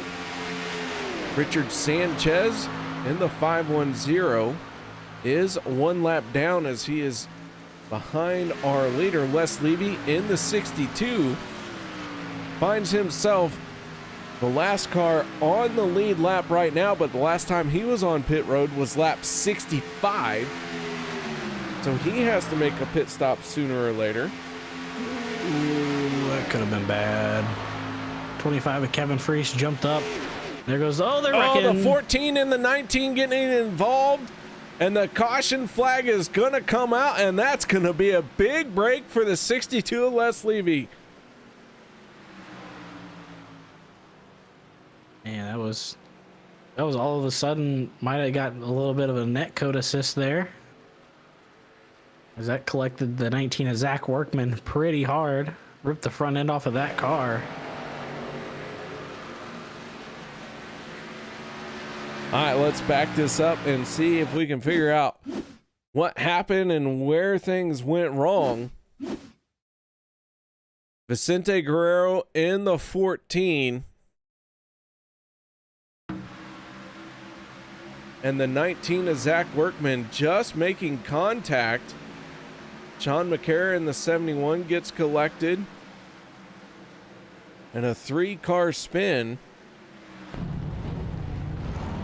Yeah, it looked like the 14's car just went out and grabbed the 19. They were coming together, it looked like, and just sucked them right into one another. And the 71 kind of just having nowhere to really go and getting into it.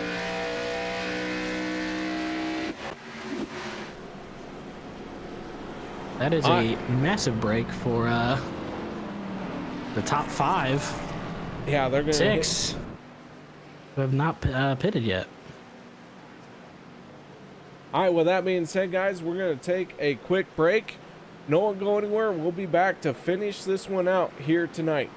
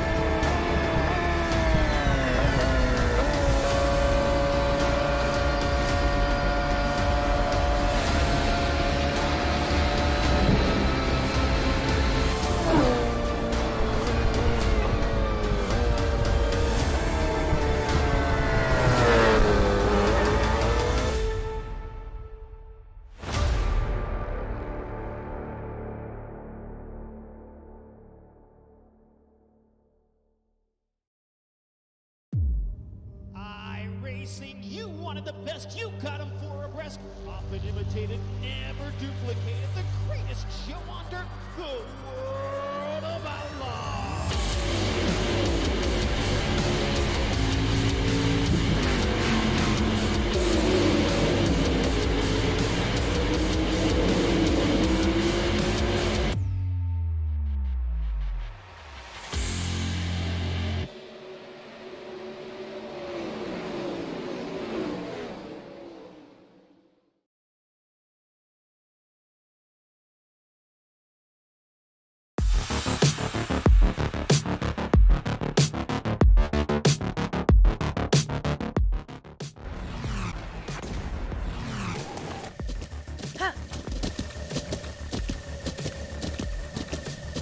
With the Butt Kicker Gamer 2, what you see and what you hear is what you feel.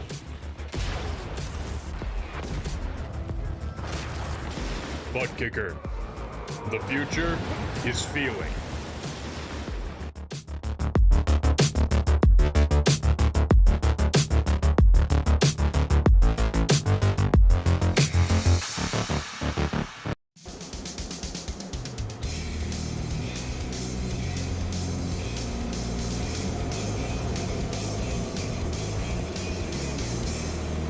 Welcome back, ladies and gentlemen, as the lights have gone out on the pace car and we're getting ready to fire them off once again as the field makes its way through turns 3 and 4. When the green flag comes out, we have 8 laps to go.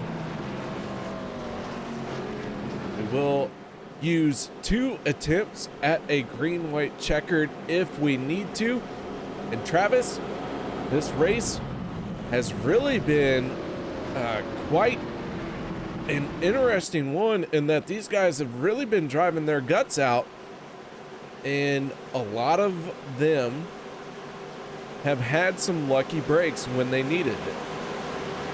Yep, the couple cars who did not pit at the caution there, getting the lucky break. One of them being the 63 of Logan Helton.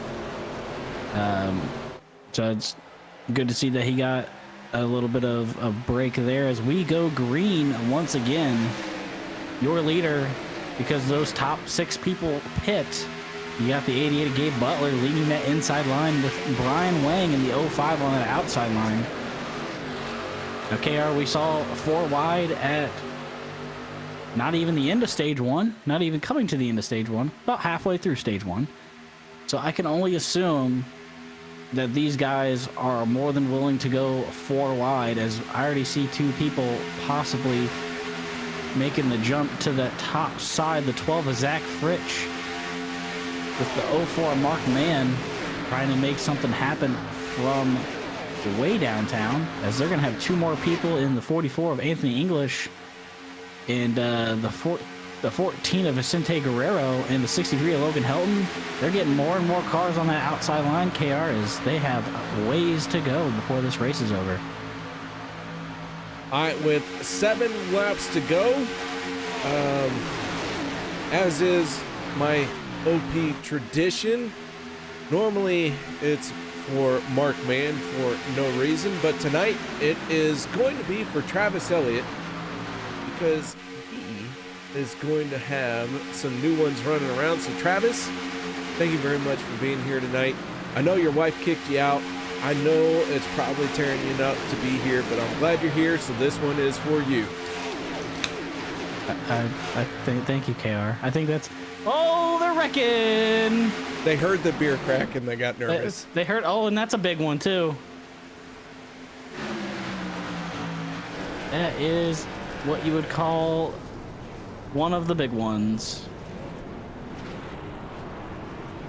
A little bit of contact between the 77 of Dave Booth and the 40 of Peter DeBorgia.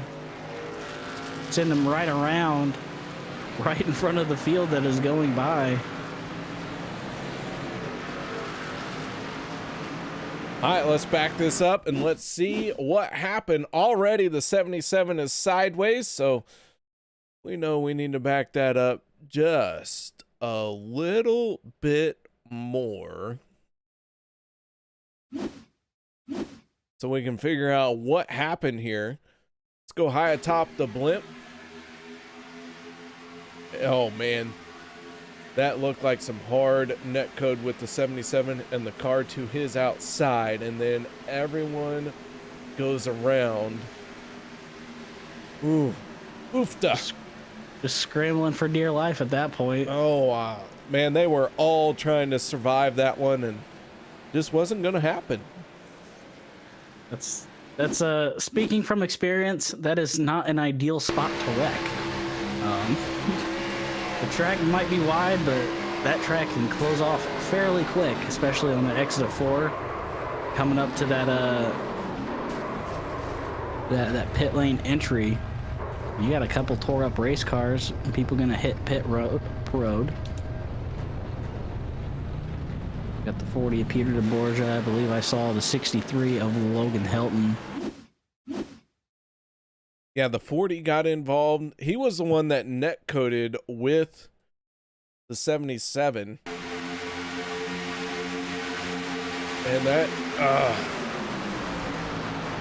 you hate to see that net code, but gosh darn, that's why this is on the internet and not real life. You don't get that net code in real life, but you do get it while you're on these cartoon racing sims.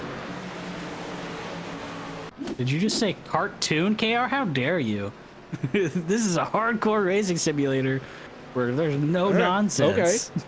It might be hardcore, but it's still cartoon. I have not seen cars just randomly get launched up into the sky and into orbit and fall back to Earth and No. you know 4,000 miles an hour straight up into the air and then land and drive away.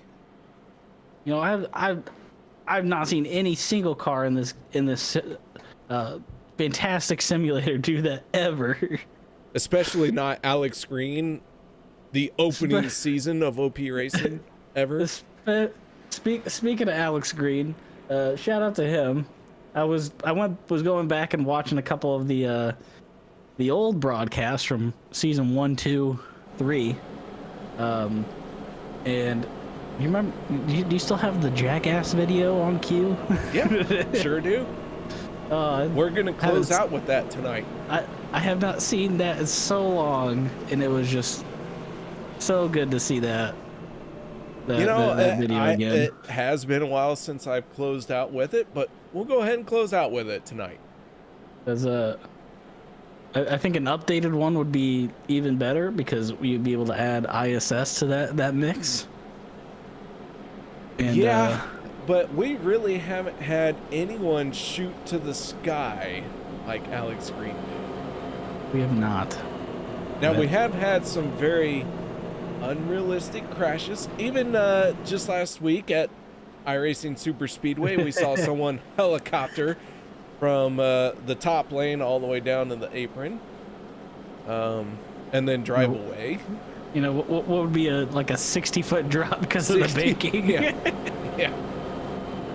Just straight to the flat track. As, I stand by what I said. Cartoon racing. As lights are going out on the pace car, and that means we are once again gonna go green, possibly for the last time tonight. Now, KR, I completely forgot that I believe it's within 5 laps, maybe 10. I can't remember, but I know we're within the window. It's iRacing cautions only, so if there's a field checkup, only 1 or 2 cars that get wrecked off track or something, and that would typically be a caution from the race control, all hats are off. So we are definitely in the proverbial crunch time, as the 88 Gabe Butler is going to be leading this field back to the green, possibly for the final time tonight.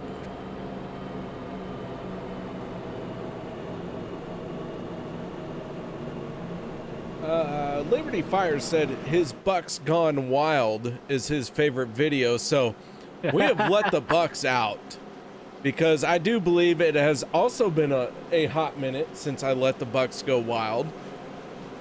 Shout out to Buck Wild Racing. And so the Bucks have gone wild, and Sean Stevens in the 27 has had a good showing. The 53 of Dave Hunt.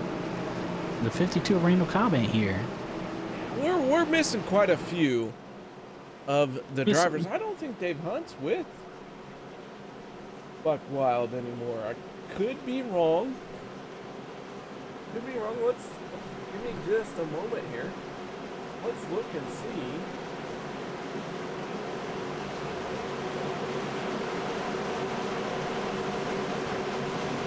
Mike Rivera, Sean Stevens, Richard Cooley, Cobb, and Stephen Funk are your Buck Wild drivers. Wow. You mean Jeremy Funk? Huh? Jeremy Funk. Is that what I said? No, you said Steven. As speaking of names, Barney on the pit on the start-finish line, waving that green flag. We're back green for could be the final time tonight. 4 to go at the line. I hope so. My counting is not the greatest. You got the 88 of Gabe Butler on that inside line with the 95 of James Mayer, pushing him as best he can. The 05 of Brian Wang has the 23 of Sebastian Merritt on his back bumper, pushing hard. And I already see a couple people possibly sniff into that outside. There goes the 19 of Zach Workman with the 510 of Richard Sanchez on his back bumper, trying to make a move. Oh, and they're wrecking again. Oh, that time Richard Sanchez was the unlucky recipient of the cartoon crashes.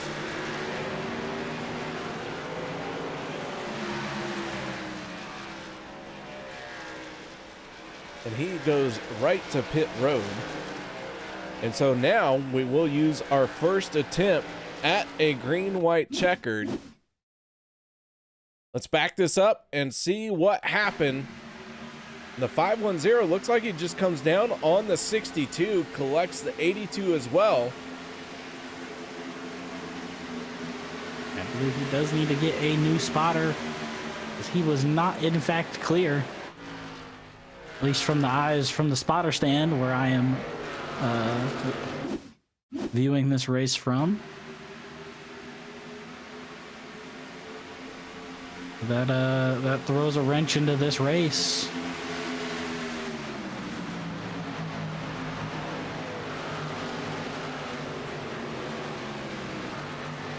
All right, so back under yellow we go.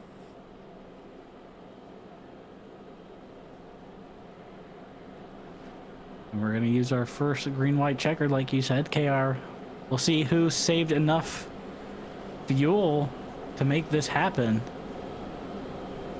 They should have had enough to make it to the end from their last pit stop, as you had a couple cars missing the hoods back there. You got 3 of them right next to each other. I believe that's the 6, 40, and 12. And it looks like 2 of them are going to hit pit road. The 6, however, is saying, I don't need a front end. I'll drive a modified. It's fine. Drive a modified. We're going to have a lovely green-white checkered. Hopefully they have enough fuel, KR. I believe everyone will. Gabe Butler last on pit road on lap 79. And he was one of the first ones to come down pit road. We are working lap 93. So they got plenty. Everyone should have plenty of fuel. So that means they don't have to worry about one thing, and that's racing. And should be a pretty good one. A lot of strong drivers up here tonight. Got a lot of hungry drivers trying to get their first win. Couple people trying to get second wins possibly with the 25 there. I believe the 23 also has a win, looking to join Logan Helton in that 2 wins club. A couple guys looking to get their first win of the season, and possibly even their first win of Monday nights. So Liberty Fire's coming in to try and save my stupid mistake. He says Jeremy Funk, Richard Kuhn, Randall Cobb, Sean Stevens, Bob Lacavera are the 5 Buck Wild Racing. Then he comes out and says Jeremy Funk had 1 incident in the last race, 38 for the season. He's in the top 5 for fewest incidents. How about those little stats and tidbits and little nuggets from Liberty? I think the fact that he only had one incident from last week's race is well, you were the only driver with 0, and you were in the broadcast booth. Yeah, oh yeah, that's true. I didn't even talk about that. Yeah, I was the only driver last week, registered driver, who finished the race with no incidents. So I'm gonna take a little drink for myself there. Thank you. I'll take my award at the end of the season for surviving that lovely ISS race. As KR, lights are out on the pace car, so you know what that means. It's broken. I mean, in your words, it is a Mustang. So. Oh no! Wait, I got it. We're getting ready to go back racing. That we are, and you're gonna have the 88 of Gabe Butler on that inside line. And have the 95 of James Mayer behind him, and the 25 of Kevin Freese. And on that outside line, you're gonna have the 05 of Brian Wang, who KR, probably the biggest mover of the race, started P36, and he's up here in second place, possibly fighting for a win with his, I believe, teammate behind him, and the 23 of Sebastian Marin, and then you got the 7 of Josh Milam, who, if you remember, he was a lap down at one point, came back, got back on the lead lap. Now he's up here fighting for possibly a win. All right, so here we go. Travis, I'd say if you were out there, pull your belts down tight one more time, but you're not out there, so make sure your microphone cord is attached. Make sure I have enough room in my headphone cord to get up and stand up and kind of pace as we're coming to possibly the end of this race. And possibly my last Monday broadcast for the foreseeable future. Who knows? I hope not. For sure. Hopefully it is your last one, not because I don't want you here, but because you get your new ones to start hanging out with. That would be the case, and the pace car of that Ford Mustang peels off for what could be the final time tonight. Gabe Butler coming up to the Geico restart zone. Barney's waving that green flag. Spotters yelling at you to put the loud pedal down. And we are back green once again. That outside line fell Sean apart. Stevens in trouble at the back of the pack. We're He has staying caught green. the 15 of Senior. We stay green. Jeff Crosby Sr. involved, Sean Stevens involved on that restart. Both of them down below the racing line, and you said that it's all iRacing cautions from here, and below the racing line, that is not going to trigger a caution. And so green flag is out, stays out. Gabe Butler now leading this field to come around and take the white flag. Here comes Brian Wang in the 05. White flag in the air, final time around. Here we go. Brian Wang has the momentum on the outside. The 88 of Gabe Butler down on the bottom. Our stage one winner, the 95 of Jim Mayer.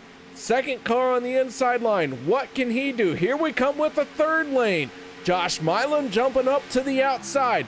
Does he have enough help to make it work in that third lane? He's got the 33 of Jeff Crosby Jr. pushing on him, but the 88 of Gabe Butler looking very strong on the bottom through 3 and 4. Here they come off of turn number 4. We got that long draw before we get there, not just at the start-finish line, but also through the tri-oval and not at the start-finish line. Holy crap, I messed that up. Gabe Butler wins it. There we go, KR. You got the words out. And yes, Gabe Butler has a great push from the 95 on the inside there and is able to hold off that outside line charge from the, I believe, the Dale Cup Game Boys in the 23 in the 05. So hats off to Mr. Gabe Butler. He was, He's remember, not going to KR? let me live that down. If you remember KR, Gabe was gone a couple weeks, so He was. it's good to see him get a win here. I'm sure it feels pretty good. So he's getting a lot of bumps on the track, and he's gonna go send it around the track and probably burn it down, as you have a couple boys doing some spins around Quite him, a few are trying to burn it down around him.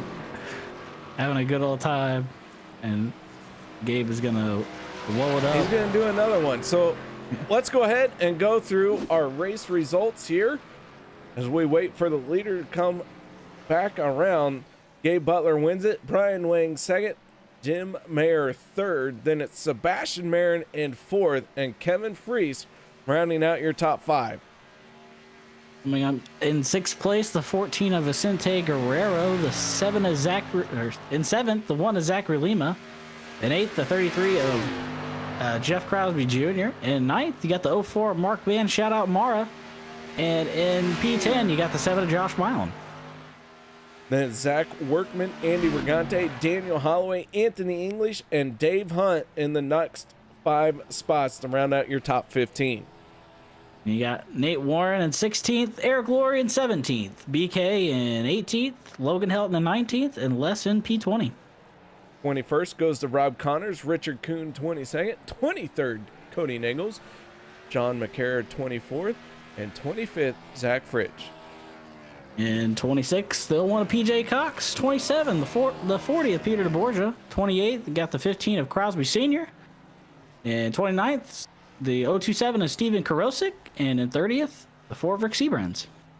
Sean Stevens in 31st, 32nd John Guerrero, Dan Harrington 33rd, David Overstreet 34th, 35th Richard Sanchez, David Booth 36th, 37th Casey Gilchrist, and Jimmy Reynolds rounding out this field in 38th spot. So as they are still burning it down in celebration, the 88 of Gabe Butler picks up his first win here in season number 10.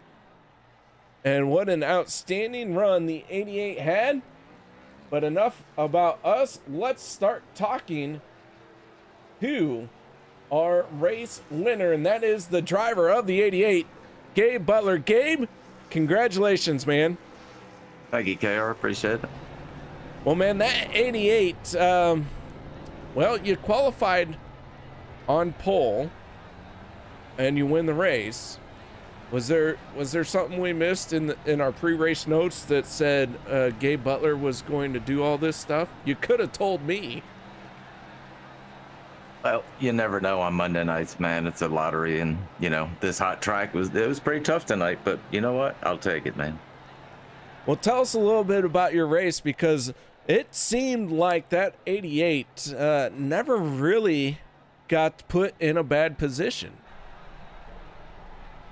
Well, I got hit earlier on in the race. Got doored. I didn't hurt it too bad. Got pushed off track, just an accident, and got caught up in another incident on the backstretch, and was kind of just saving the faster pair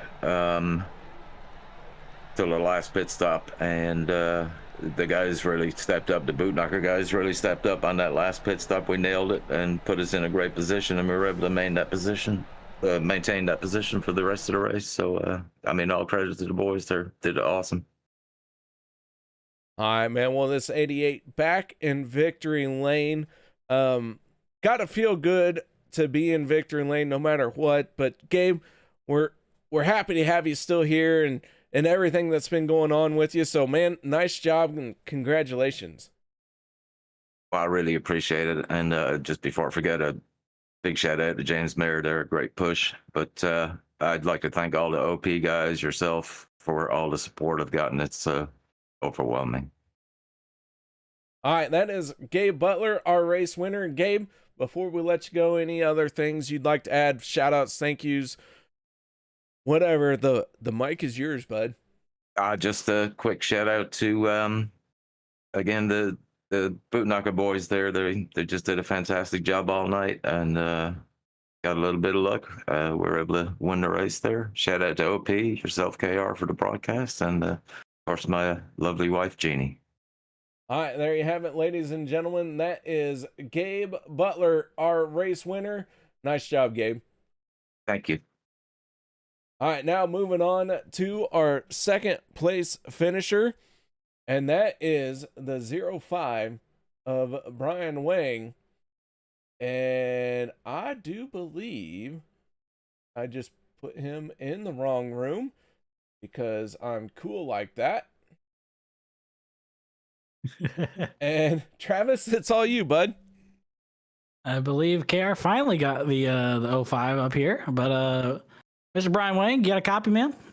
Yeah, I got you. Well, great job tonight. Once again, I mean, I believe the first time we got to talk to you this season, you finished P2.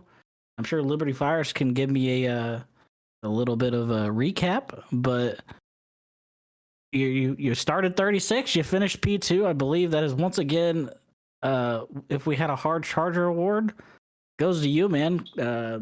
What did it take to take that thing from the back to the front in 98 laps? Yeah, it was a really, really tough race. I think 36 cars qualified.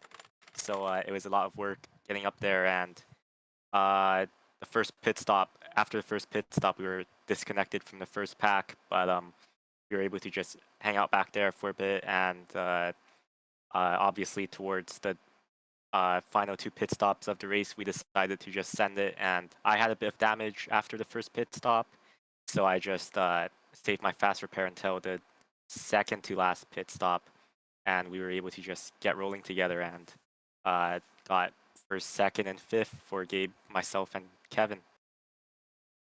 Well, you guys definitely had a great showing tonight. Just congratulations. You covered everything that I was going to ask you, and just wanted to say good job tonight, man. You want to give any shout outs, thank yous, anybody out there?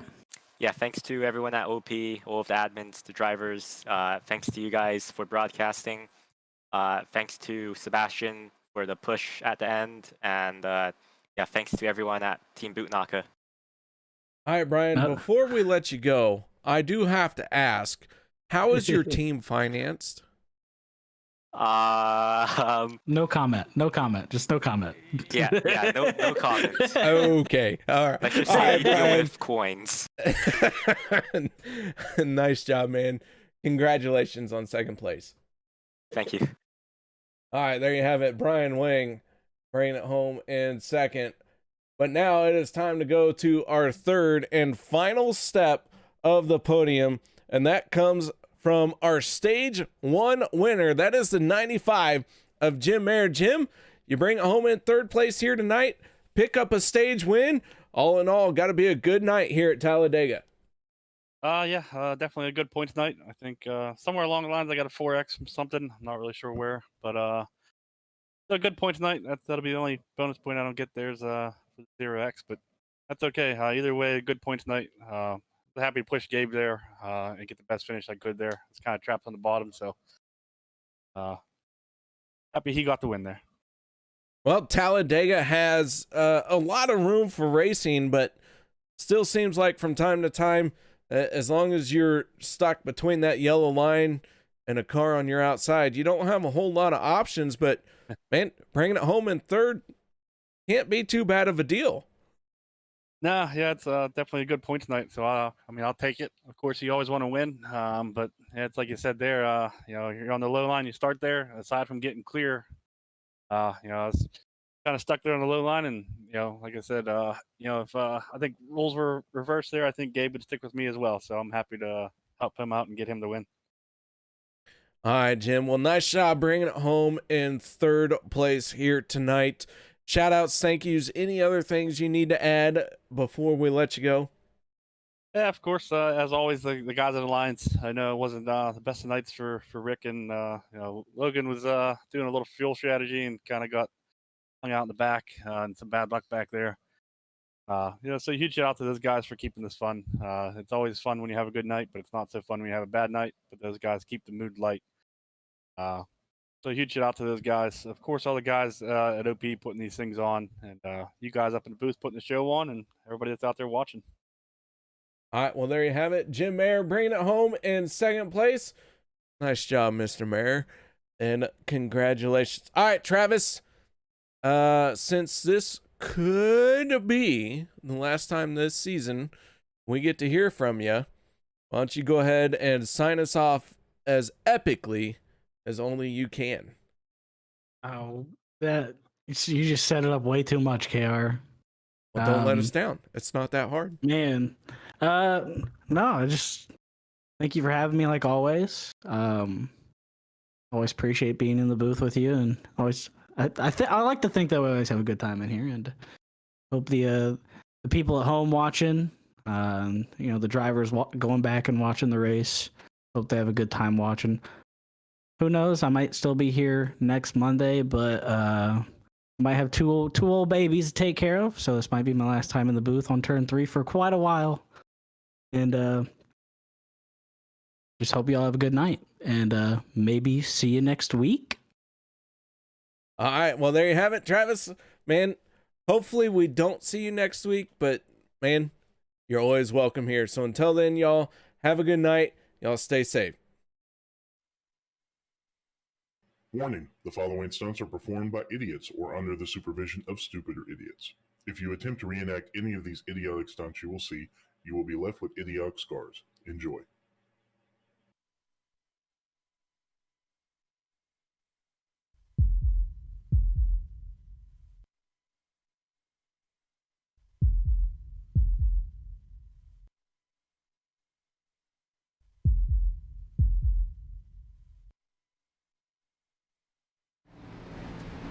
Hi, I'm Alex Green. Welcome to OP Racing.